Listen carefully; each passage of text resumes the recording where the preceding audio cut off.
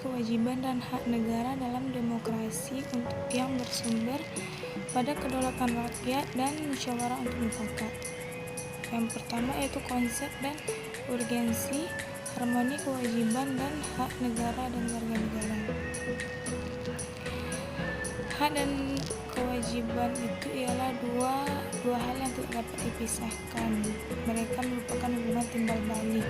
Contoh kewajiban warga negara yaitu membayar pajak, melaporkan pajak, mendaftarkan diri untuk memperoleh NPWP, dan banyak lain sebagainya. Manfaatnya itu ialah untuk fasilitas transport, pendidikan, penegakan hukum dan sebagainya, subsidi pangan dan BBM.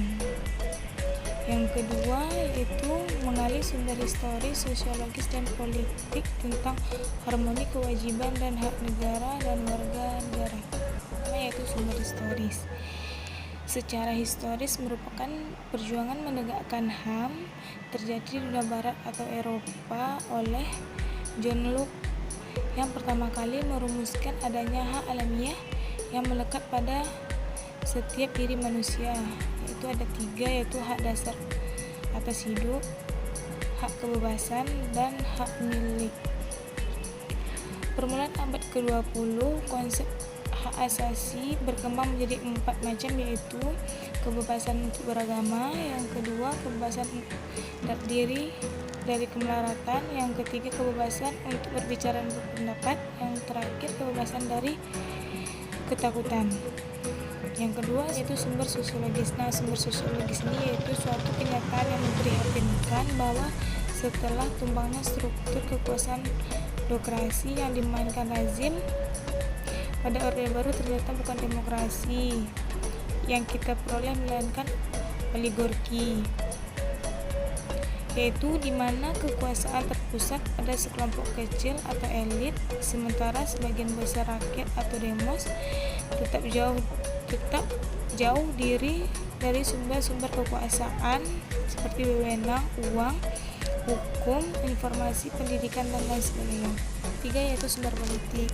Sumber politik yang mendasari dinamika kewajiban dan hak negara dan warga negara adalah proses dan hasil perubahan Undang-Undang Negara Republik Indonesia tahun 1945 yang terjadi pada era reformasi. Pada awal era reformasi muncul berbagai tuntunan informasi di masyarakat. Tuntunan tersebut disampaikan berbagai kumpulan bangsa, terutama oleh masyarakat dan pemuda. Yang ketiga yaitu dinamika dan tantangan. Dinamika dan tantangan harmoni warga negara dan kewajiban warga negara, yaitu atas dasar ihwal kewajiban dan hak negara dan warga negara setelah perubahan Undang-Undang Negara Republik Indonesia tahun 1945 mengalami dinamika yang luar biasa.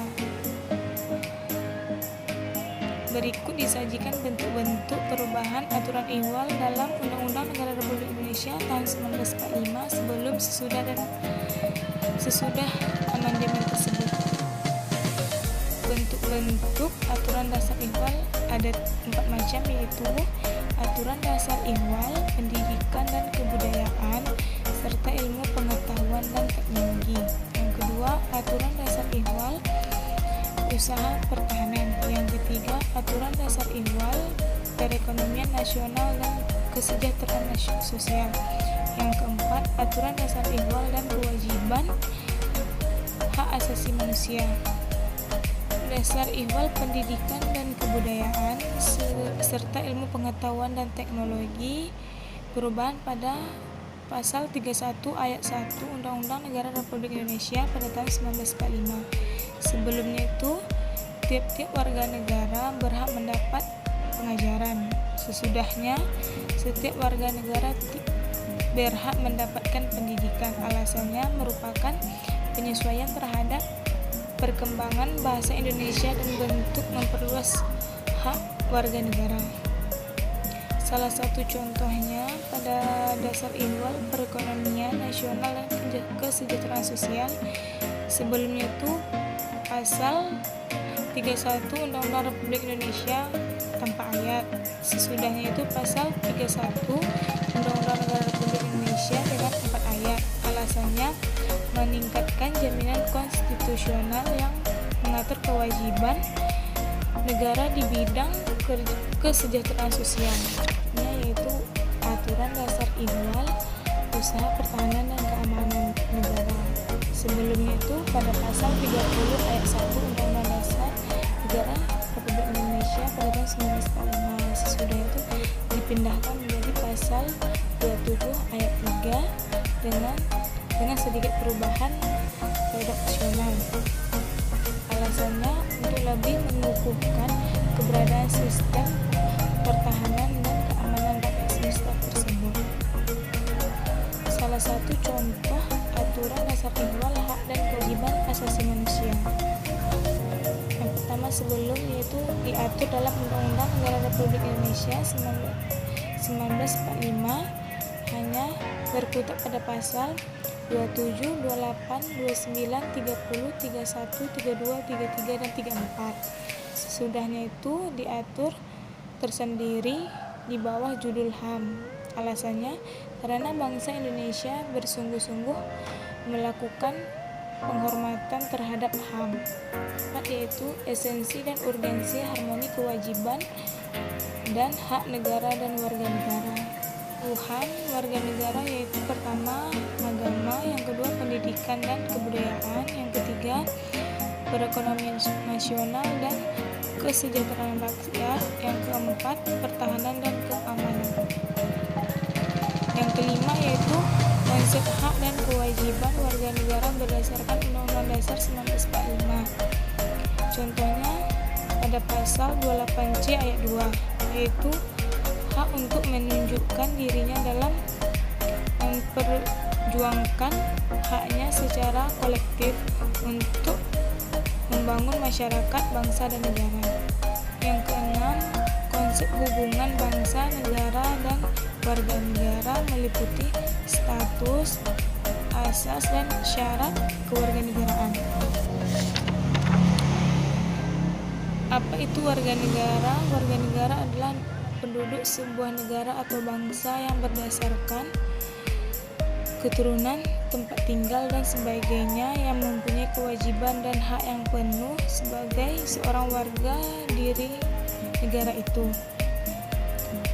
Selanjutnya itu status, asas, dan syarat kewarganegaraan. Yang pertama, status kewarganegaraan itu yang pertama adalah apatride, untuk orang yang tidak memiliki status kewarganegaraan. Yang kedua, bipatride, untuk orang yang memiliki dui kewarganegaraan. Yang ketiga yaitu multipatride, untuk orang yang memiliki kewarganegaraan 2 atau 3. Selanjutnya, asas kewarganegaraan terdapat 2 pedoman di antara lain berdasarkan kelahiran dan berdasarkan perkawinan. Yang pertama berdasarkan kelahiran yaitu asas ius soli, asas yang menetapkan seseorang mempunyai kewarganegaraan menurut tempat dan di mana dia lahir. Yang kedua asas ius sanguinis, asas yang menetapkan seseorang mempunyai kewarganegaraan menurut keturunan. Yang kedua yaitu berdasarkan perkawinan, yaitu asas kesatuan hukum. Sang istri mengikuti status suami pada waktu perkawinan atau sesudah perkawinan dilangsungkan. Yang kedua, asas persamaan derajat. Suatu perkawinan tidak menyebabkan perubahan status kewarganegaraan masing-masing pihak, istri maupun suami. Syarat kewarganegaraan yaitu telah berusia 18 tahun atau sudah kawin. Yang kedua, bertempat tinggal di Indonesia selama 5-10 tahun, jasmani dan rohani, mampu berbahasa Indonesia dan mengakui dasar negara Pancasila dan Undang-Undang Dasar 1945, tidak melakukan tindakan pidana.